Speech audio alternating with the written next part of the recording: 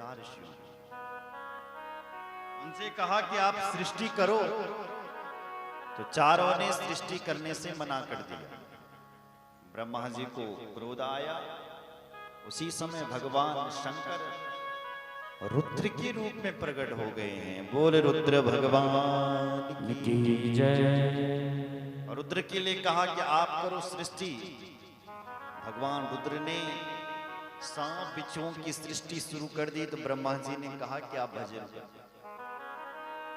पुनः ब्रह्मा ने सृष्टि की, तो अब की बार ब्रह्मा जी ने 10 पुत्रों को जन्म दिया, जिनका नाम है मरीचिम स्वा नेत्राभ्याम हृदयाद् भृगुमेव च शिरसो अंगिरसं ध्यानात् पुलः मुनि सत्तमा। ब्रह्मा जी ने अपने हृदय से भृगु ऋषि को जन्म दिया, अपने सिर से अंगिरा ऋषि को जन्म दिया, पान वायु से पुलह ऋषि को जन्म दिया, उदान वायु से पुलस्त्य को जन्म दिया, समान वायु से वशिष्ठ को जन्म दिया, अपान से क्रतु को, अपने कानों से अत्रि को, प्राण वायु से दक्ष को, और अपनी गोद से नारद जी को जन्म दिया। ऐसे ऐसे करके 10 ऋषि को जन्म दिया। उसके बाद ब्रह्मा जी ने अपनी छाती से धर्म को जन्म दिया और अपनी पीठ से अधर्म को जन्म दिया। इसलिए जब हम किसी के सामने होते हैं या कोई हमारे सामने होता है तो हमें उसका धर्म दिखाई देता है, लेकिन जब कोई पिछाड़ के हमसे पीछे होता है तो हम उसकी बुराई करते हैं। क्यों? बोले उस समय हमें उसका अधर्म दिखाई देता है।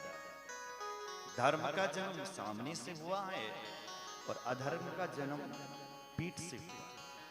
उसके बाद ब्रह्मा जी ने छाया से कर्दम ऋषि को जन्म दिया।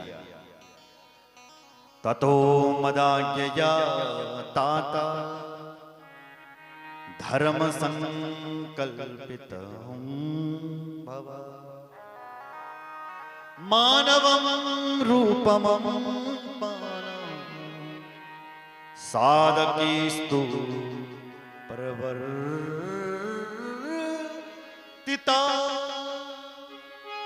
साधकेस्तु प्रवर्तिता प्रवर्तिता परवर्तिता।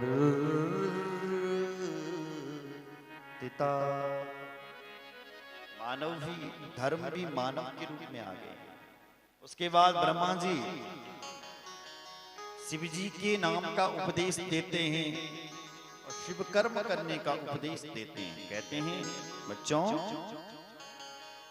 धरती में कुछ भी नहीं है, सब कल्पों में हर व्यक्ति महादेव की उपासना करता है, इसलिए तुम भी महादेव की उपासना करो। श्री सूत जी महाराज इस कथा को विस्तार करते हुए कहते हैं, हे ऋषियों, शिव जी की पूजा यदि रविवार को चतुर्दशी को की जाए तो महादेव प्रसन्न होते हैं। पंचगव्य से महादेव का अभिषेक होना चाहिए, क्योंकि हमारे यहाँ जितने भी देवता सुने जाते हैं वो सब महादेव की उपासना करते हैं। भगवान विष्णु हैं, वो नीलमणि का शिवलिंग बनाते हैं, उसकी पूजा करते हैं। ब्रह्मा जी स्वर्ण के शिवलिंग की पूजा करते हैं। विश्वदेव चांदी के शिवलिंग की पूजा करते हैं। वसुगण पीतल के शिवलिंग की पूजा करते हैं। अश्विनी कुमार पार्थिव शिवलिंग की। अरे धन की जो देवी हैं, ऐश्वर्य की जो देवी हैं लक्ष्मी, उनका जो शिवलिंग है वो स्फटिक मणि का शिवलिंग, वो भी आराधना करता है। आदित्य ताम्र के शिवलिंग की पूजा करते हैं। चंद्रमा मोती के शिवलिंग की पूजा करता है। अग्निदेव वज्रपाणी के शिवलिंग की पूजा करते हैं। ब्रह्मा जी पार्थिव मैदानव चंदन, नागलोक में मूंगे के शिवलिंग की पूजा होती है। मां दुर्गा मैया मक्खन के शिवलिंग की पूजा करते हैं। योगी लोग भस्म के शिवलिंग की पूजा करते हैं। यज्ञ दही के शिवलिंग की पूजा करते हैं। बाणासुर पारस के शिवलिंग की पूजा करते हैं। कुबेर स्वर्ण के शिवलिंग की पूजा करते हैं। धर्मराज पुखराज के शिवलिंग की पूजा करते हैं। वरुण मणियों के शिवलिंग की पूजा, सारे देवता जितने भी सुने जाते हैं सब महादेव की पूजा करते हैं। एवं विधानि लिंगानि दत्तानि विश्वकर्मणा ते पूजन्ति सर्वे वे देवा ऋषि गणास्तथा। एवं विधानि लिंगानि दत्तानि विश्वकर्मणा ते पूजन्ति सर्वे वे देवा ऋषि गणास्तथा।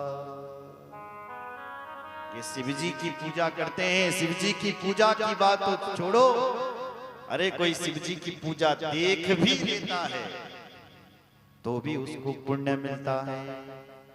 शिव जी की तो पूजा देखने का भी पुण्य है, और शिव जी के ऊपर का प्रसाद मिल जाए तब तो कहीं नहीं आए। किसने देखी है शिव जी की पूजा? तब आगे की कथा सुनाई। आसीद कांपिल्य नगरे सोमयानी कुलोद्भवा दीक्षितो यज्ञ दत्ताख्यो यज्ञ विद्या विशारदा। यज्ञ विद्या विशारदा।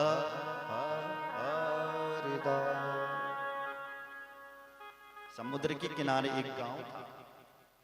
ये गांव को नाम था कांपिल्य नगर, और उस नगर में एक ब्राह्मण रहता था जिस ब्राह्मण का नाम था यज्ञदत्त। इसकी सुलक्षणा भार्या थी। एक बेटा हो गया जिसका नाम हुआ गुणनिधि। पिताजी तो बहुत बड़ा विद्वान था, लेकिन बेटा नालायक निकल गए।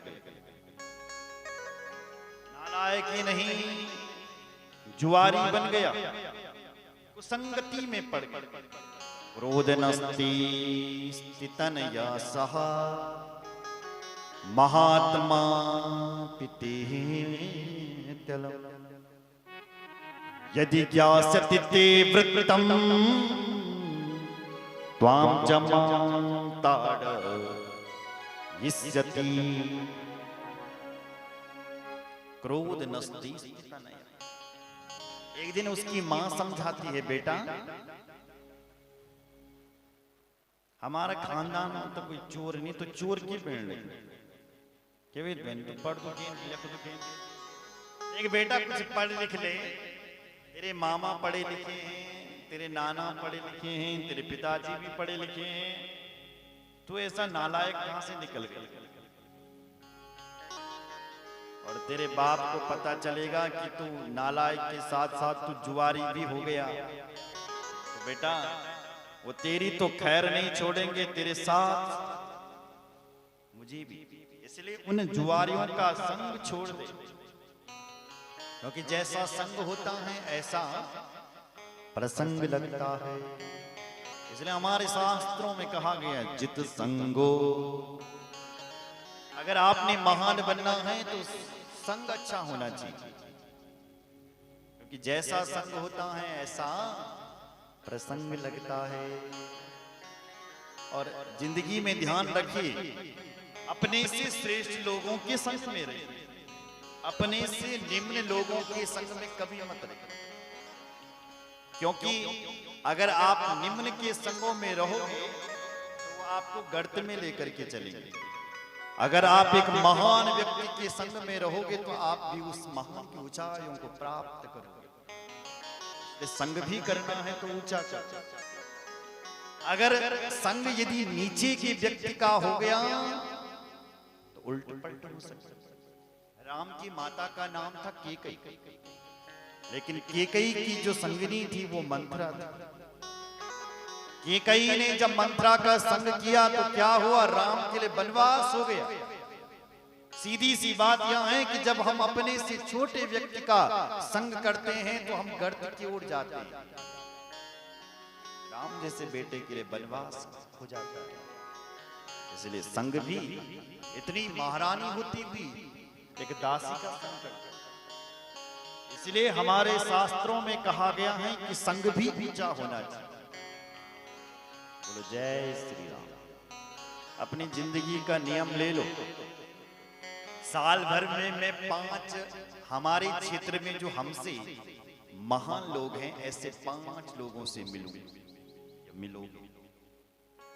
जो हमसे महान है।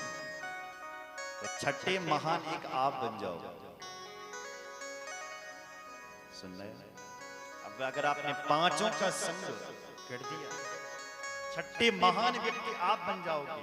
क्योंकि संगति एक ऐसी चीज है जो इंसान को महान बना देती है।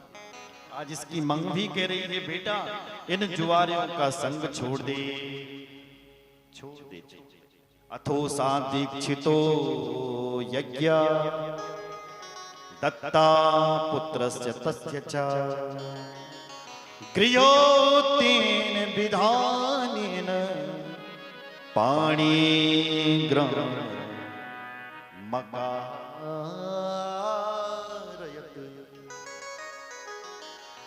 जुआरियों का संग कैसे छूटे, बोले छूट नहीं रहा है तो क्या करें। उसकी मां ने उसका विवाह कर दिया, शायद तब छोड़ देगा। जैसे ही ब्याह हुआ फिर भी संग नहीं छोड़ रहा है। अब तो और ज्यादा संगति में पड़ गया। अब तो जुआरियों के साथ साथ होता हुआ चोर भी निकल गया। अपनी मां की नई नई साड़ी चुरा करके जुआरियों को देने लगा। अपने पिताजी की अंगूठी देने लगा, चांदी का आचमन देने लगा, सब कुछ दे दिया। एक दिन उसका बाप कहीं से यज्ञ करके घर आ रहा था।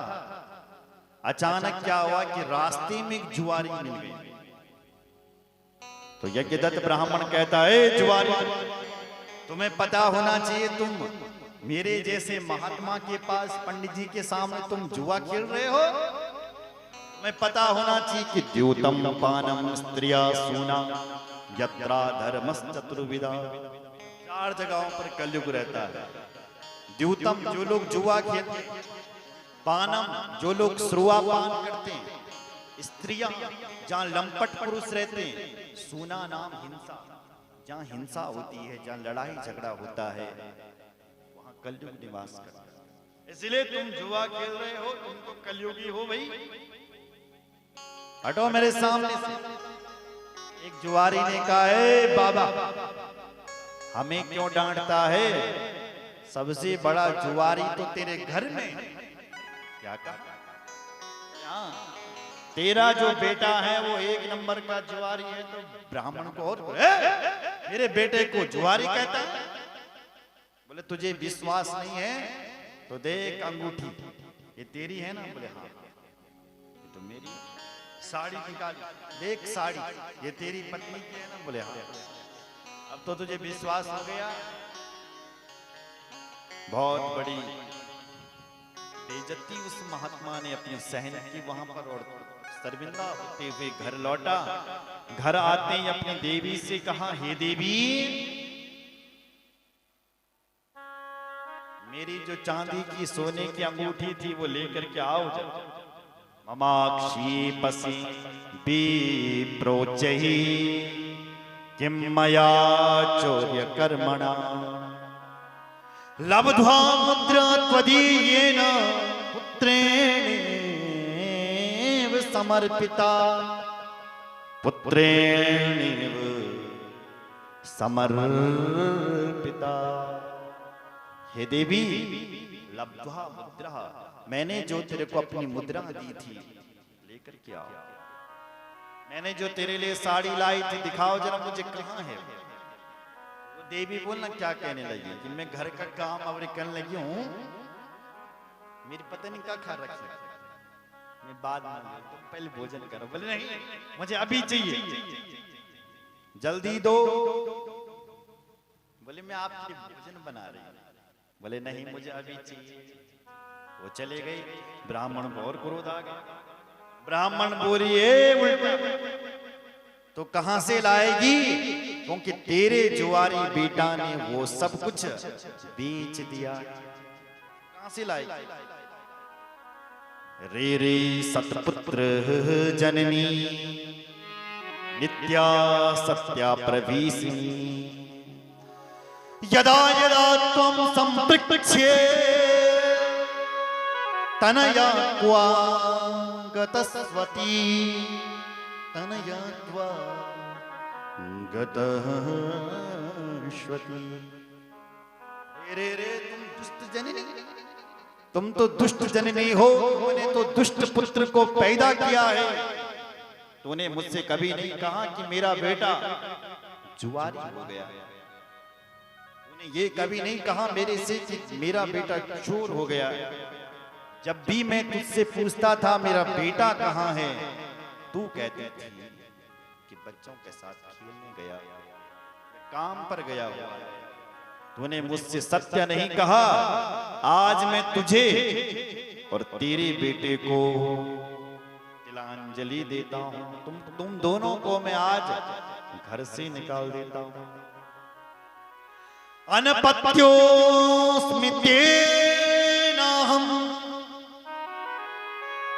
दुष्टेन कुलधूषिणा,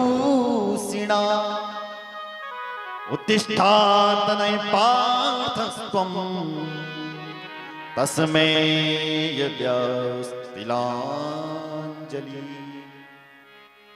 तुझे और तेरे बेटे को मैं आज घर से निकाल देता हूं। तुम दोनों को मैं आज तिलांजलि देता हूं। और आज उस ब्राह्मण ने उन दोनों को निकाल दिया।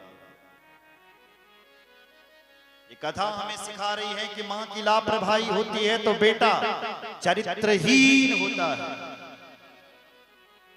पिता की लापरवाही होती है तो संतान मूर्ख होती है।